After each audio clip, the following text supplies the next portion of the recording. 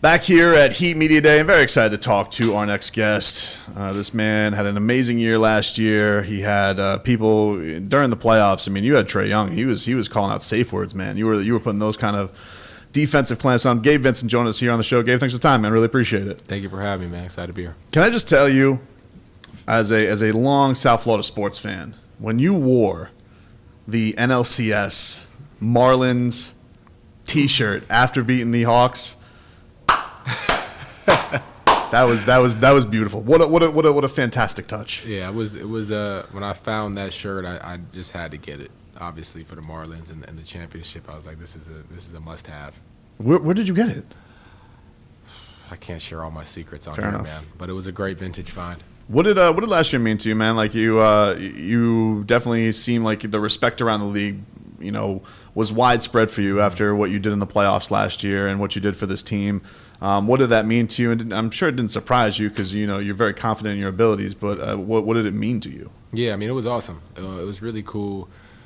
Growing up watching the game, to be able to play in the playoffs in general was awesome, and to be able to compete and to advance rounds and I had games where I started. Like, it was just a really cool experience. The kid in me was kind of giddy, but it was great, man. Like, I loved it, every bit of it. Going home, family, friends, and seeing their reactions and seeing how they were proud of me. It's just a lot of it was just so inspiring, encouraging, just to go get more. Like going to get more this year after you have a year like that with all that success.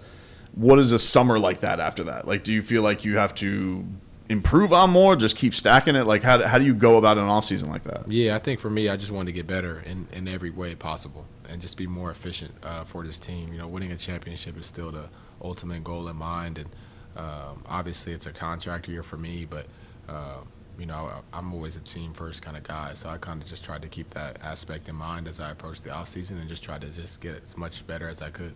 How do you guys balance that? Because you have a bunch of guys here who in a lot of ways are fighting for their professional lives, right? Like, you guys have guys on two ways, undrafted, you're trying to make names for yourself, and it'd be normal to just want to go fight for the highest contract ever. It's your job. Right. But you guys keep this team kumbaya-ness, even though I know it's very competitive here.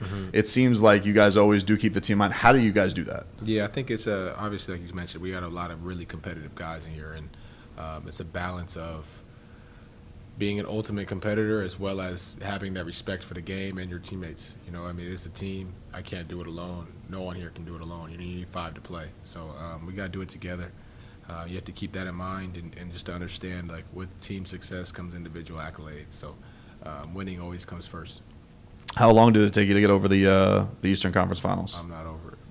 Man, you know what? I talked to Karan Butler recently. Yeah. Like 2 weeks ago. Yeah. And he said he was still watching Game 7. Like, Yeah. is it that kind of sickness? Like, you're still think about how close you guys were to the finals? I mean, yeah, I think about it that way as well. Also, like, so much of the playoffs is matchups, and I think I would personally never played against Golden State last season, whether it was COVID or something else was going on, and I would have loved to play them. I was excited for the matchup, and I thought it would have been great. What a lot of people look at this team this year and they say, well, they lost PJ on paper, like they didn't really make any moves. They got worse, but it's funny because everybody just kind of always seems to overlook what you guys are capable of just from a paper standpoint, knowing that you guys haven't shown them your all ability. So when you hear that type of stuff, the idea that you guys didn't get any better, what do you do to criticism like that? What do you think of criticism like that? I mean, I kind of brush it off.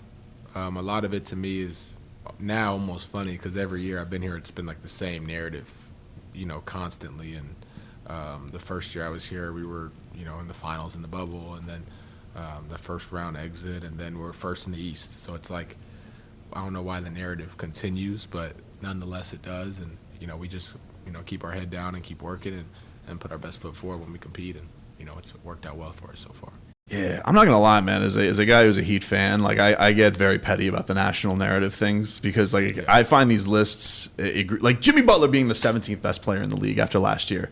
What I mean, Gabe, this is I know ESPN is doing this for shock value, but 17. No, do you know also on this list he went down on the list? See, that's the part that for me when I look at the list and I see some of the names ahead of him, I can't agree. But part of that. I may be biased a bit, but I don't think I'm that biased. I feel like I'm a pretty level-headed individual. So, I let those list makers be list makers, and let Jimmy be MVP caliber player he is.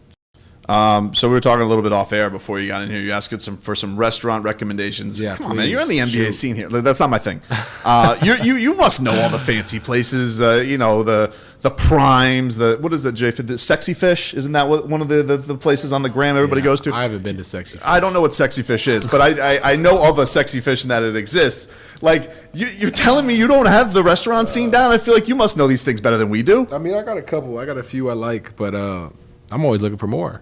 I'm just curious. I'd like to just explore the city, and I think food's a great way to experience culture in a city. And I understand some of the restaurants are very sceney or not touristy, but Instagrammy, and some are more just for the food. And I just like to enjoy many facets of the restaurants around here. Does Gabe Vincent go to get a pub sub at Publix? Have you experienced that yet? I've not got a pub sub. What? Yeah, really? I just learned about that today, actually, with the chicken and all that. I don't really know if it. Do you go to Publix or too much fanfare? Like do you delivery to your house and things like that? I mean, I like the delivery for the convenience, but I would walk into Publix with no problem at all. I just don't know if it falls within my diet, so I have to really look into that pub. I understand that. Culture, that. You know what I mean? But you're not having issues with the weight thing here. Like they're not. I appreciate that. They're not pinching you and saying, Gabe, come on, let's hit the sauna. Well, we got to keep it that way. Yeah, I understand. You want to continue to be heat culture through and through. Right. It's does that get tiring, the whole weight cut thing, or have you gotten that down to a science? Was it harder when you first got here? It was definitely harder when I first got here, and I had to make a lot of adjustments. And I think after a while, it just became a lifestyle. So for me now, it's harder to go the other way. We appreciate the time, man. Thanks so much for joining us, and good luck this season. Thank you very much. Appreciate it.